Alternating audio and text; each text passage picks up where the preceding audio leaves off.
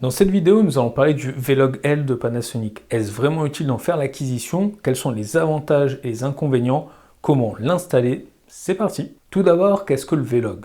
Il s'agit d'un profil d'image qui nous permet d'avoir l'image la plus flat possible, c'est-à-dire avec moins de contraste, moins de saturation. Quel est le but?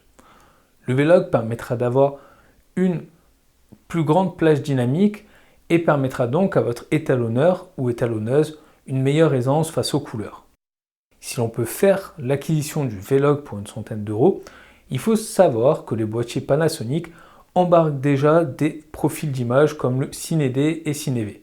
À l'instar du profil payant, ceux-là sont gratuits et ont le même but. Que ce soit donc pour le Vlog, le CineD ou CineV, ces trois profils auront pour destinataire les cinéastes. Ils sont donc inutiles pour les interviews ou bien pour les personnes qui font du Vlog. Ces profils ne vous sont pas destinés et j'irai même plus loin en disant que cela vous sera contre-productif puisqu'il vous faudra passer plus de temps en post-prod. Panasonic ayant inclus le CineD, pourquoi acheter un profil supplémentaire, me direz-vous? À la différence des profils gratuits de Panasonic, le Vlog était une demande des utilisateurs professionnels et en plus de rajouter un profil, un menu Vlog Assist fera lui aussi son apparition, vous permettant par exemple d'ajouter une mute lors de la capture. Ça vous permettra lors du tournage d'être plus aisé, de voir à quoi pourra ressembler votre finale. De plus, le Vlog sera plus affiné que le CineD.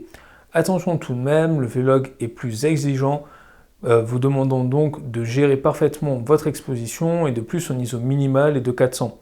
Et dans certaines situations, cela vous demandera même un filtre ND. Bien évidemment, pour tirer le meilleur parti de votre Vlog, évitez le 8 bits, préférez le 10. Pourquoi? Tout simplement parce qu'en 8 bits, vous risquez d'avoir du banding, c'est-à-dire des lots d'artefacts, par exemple.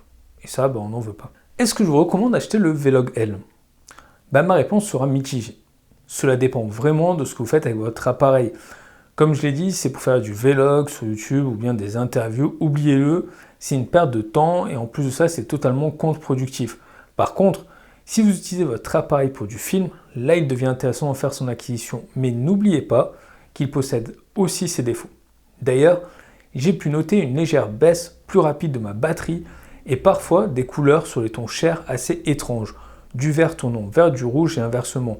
Après, si vous êtes moins pointilleux sur les couleurs et gérez correctement vos lumières en tournage, n'oubliez pas que vous avez aussi la possibilité d'utiliser le CineD dans votre appareil. Maintenant que je vous ai exposé mon avis, je vais vous expliquer comment l'installer. Tout d'abord, allez sur le site de Google et tapez les mots-clés suivants. Panasonic, Vlog, acheter. Cela vous permettra d'éviter de naviguer sur les pages du site Panasonic. Rendez-vous donc sur le site Panasonic et achetez tout simplement le Vlog qui à ce jour est à 99 €. Une fois fait, vous recevrez par voie postale une petite enveloppe enfermant un petit carton, enfermant un petit autocollant avec écrit KeyCode. Dans le menu de votre appareil, cliquez sur Réglages, puis rendez-vous dans Activer, puis Exporter la clé. Placez votre carte SD dans votre ordinateur. Direction le site de Panasonic afin d'activer votre clé. Et faites Choisir un fichier. Veuillez aller maintenant sélectionner votre fichier qui s'appelle serial.lst depuis votre carte SD. Une fois fait, faites Upload. Saisissez votre keycode et récupérez le fichier Activate. Ce fichier, vous devez le placer dans votre carte SD au même endroit que serial.lst. Maintenant, remettez votre carte SD dans votre boîtier. Retournez sur Activate et cette fois-ci, cliquez sur Importer code d'activation. Si cela a fonctionné, vous devriez avoir le profil de couleur Vlog L et un tout nouveau menu Vlog Assist. Tout de même, pensez à garder l'autocollant avec le numéro. Si un jour vous avez un souci et qu'un technicien doit venir changer ou réparer des pièces de votre appareil, il aura besoin de l'autocollant pour preuve d'acquisition du Vlog. Pour ma part, j'ai collé le keycode sous la boîte de mon boîtier. En résumé, le Vlog est-il nécessaire?